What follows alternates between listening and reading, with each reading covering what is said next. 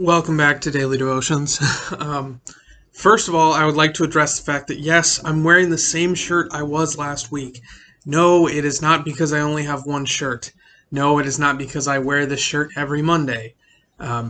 It's because this week, if you're watching these like as they're released, this week I'm on vacation. So I recorded the devotions for this week at the same time I recorded all the devotions for last week. So that's why it's the same shirt. I promise I do laundry. I promise I change shirts. But all of these devotions got recorded on the same day, and they're just released one at a time.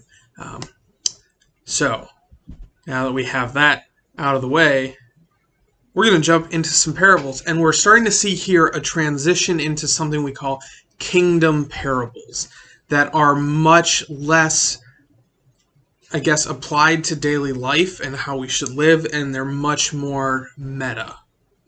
They look kind of at the grander perspective of things. So today's parable comes from Matthew 21, starting at verse 33. It says, "Hear another parable. There was a master of a house who planted a vineyard, and he put a fence around it. He dug a winepress in it, built a tower, and leased it to tenants, and went into another country. When the season for fruit drew near, he sent his servants to the tenants to get his fruit. And the tenants took his servants, they beat one, killed another, and stoned another. Again he sent other servants, more than the first, and they did the same to them. Finally, he sent his son to them, saying, 'They will respect my son.' But when the tenants saw the son, they said to themselves, 'This is the heir. Come, let us kill him and have his inheritance.' They took him and threw him out of the vineyard and killed him. When therefore the owner of the vineyard comes, what will he do to those tenants?' They said to him, 'He will put those wretches to a miserable death and let out the vineyard to other tenants who will give him the fruits in their seasons.' Jesus said to them, 'Have you never read in the scriptures, the stone that the builders rejected has become the cornerstone? This was the Lord's doing, and it is marvelous in our eyes. Therefore I tell you, the kingdom of God will be taken away from you and given to a people producing its fruits.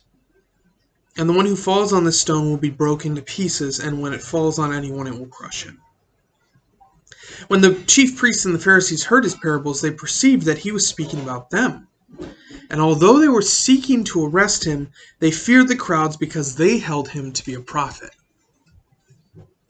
So if we look at this parable, the tenants who that is understood kind of to be Israel before Jesus.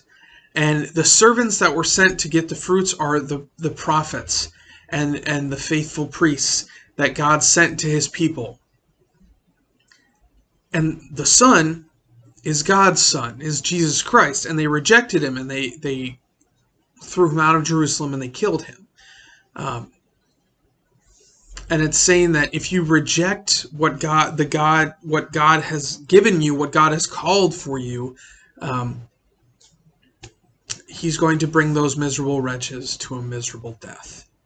So this is kind of a very meta, if you reject Christ, if you reject the salvation that he offers for you, you're killing the master's son. So, like I said, it's kind of a really up here parable, but it's a parable, and it's worth talking about. It's worth considering. So, brothers and sisters, go in peace. Serve the Lord. Thanks be to God.